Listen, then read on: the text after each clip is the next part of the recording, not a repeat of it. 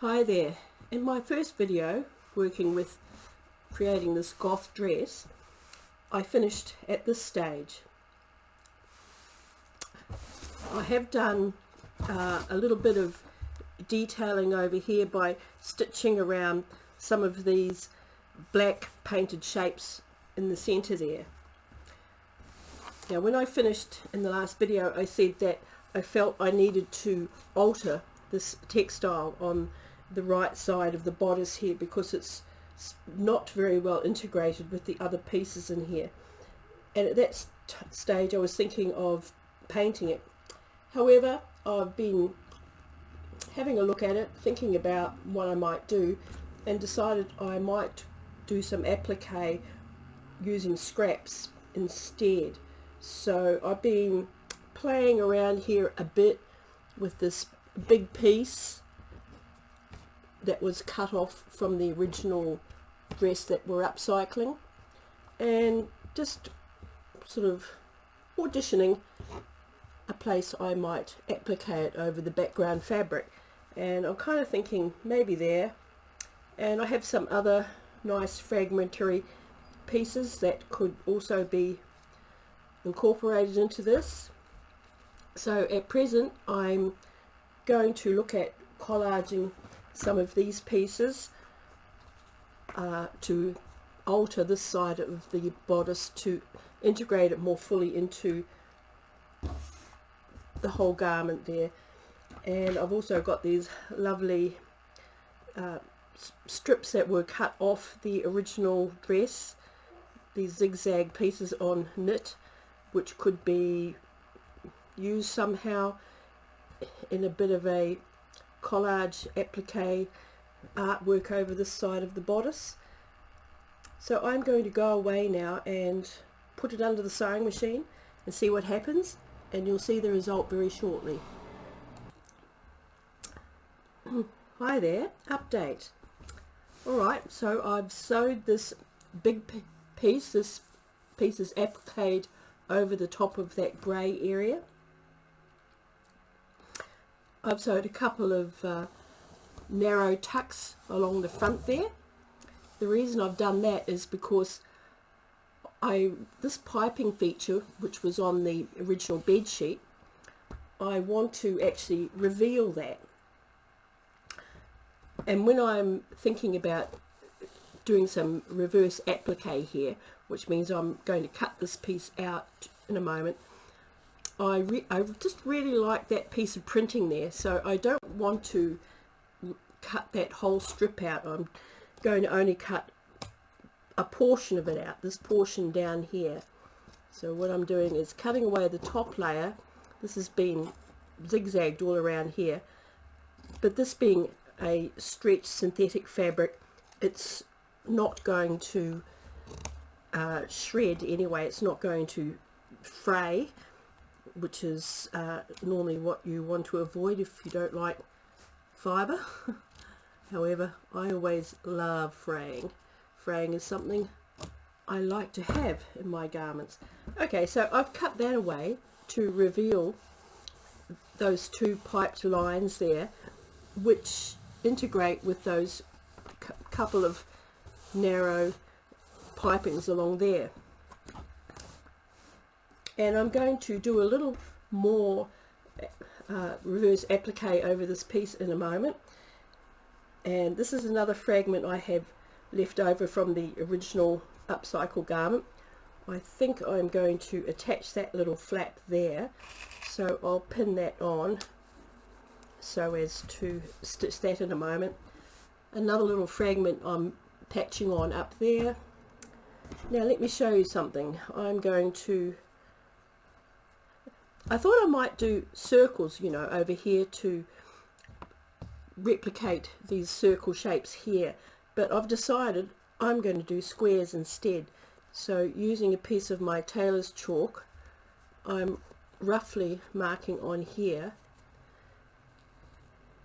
where I'm going to do some stitching, and then I'll come back and cut those away for you to demonstrate a bit more reverse applique.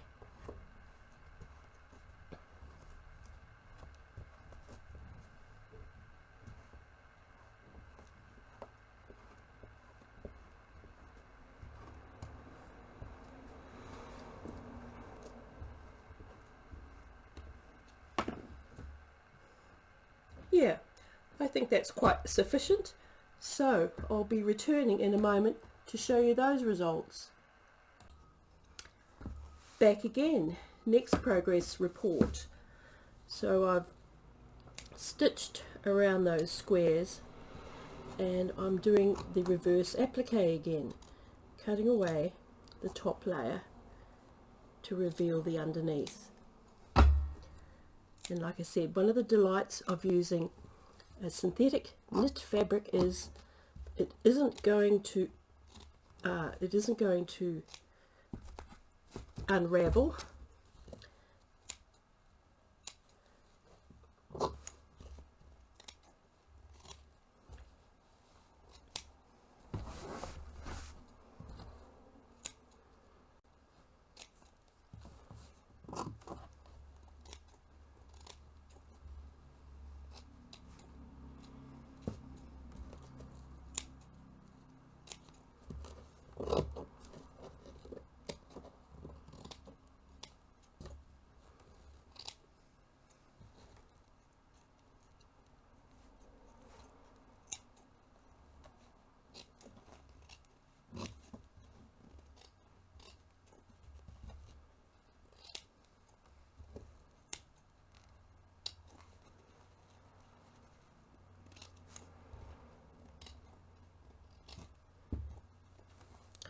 Alrighty, I'll be back with another update quite soon.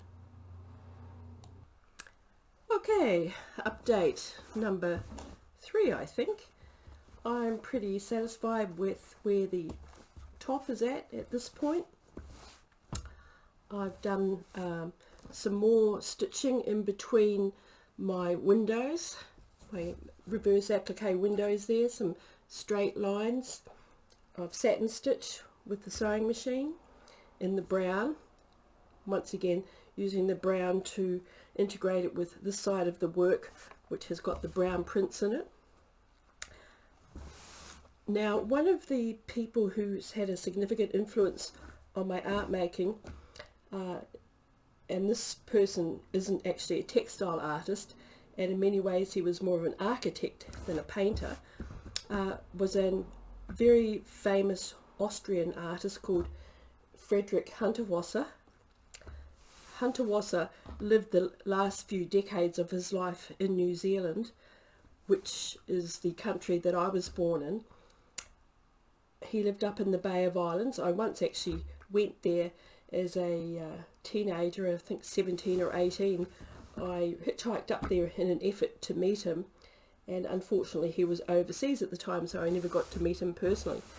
But if you were to check out the art of Friedrich Hundertwasser, you would possibly recognise the aesthetic that I'm very much influenced by in my artwork.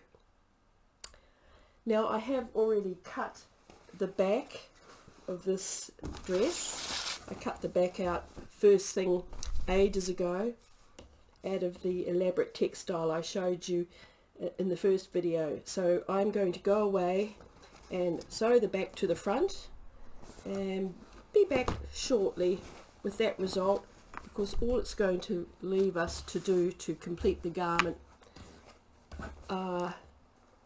is the lower part of the skirt, and I'm thinking maybe I'll put sleeves.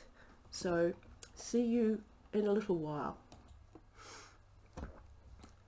Now I've sewed this Zelda together to the back across the shoulders, now attached there. Normally I would have just hemmed the sleeves. In the pattern you just hem the sleeves because it's a short sleeve top, but because it's winter here in Australia and I'm freezing cold, I'm just wanting to make a warm dress. So I've decided I'm going to put long sleeves on this version, something I've never done before.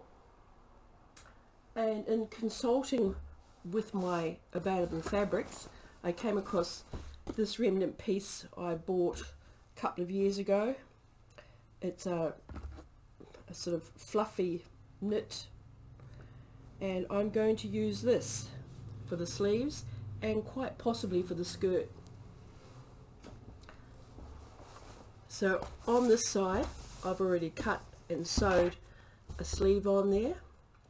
I've just used the slightly rolled back natural selvage of that fluffy fabric on there. It's been left on there, and I think I'm probably going to use it for the skirt of this dress. Initially I was going to use what was on the original upcycle garment, which is this, but even for me, who's somebody who usually makes pretty turgid and overblown work, even for me it would be too much to attach that skirt to this dress. So I'll put the skirt on another project. It'll go aside to get upcycled at another time, and more than likely I'll just use some of this fluffy knit stuff to make the skirt. The skirt on this top, which is going to make it into a dress, is essentially just a straight rectangle that I sew to the bottom. So I'm going to go now, and we'll have a third video for the completion of this garment. So this is the end for today.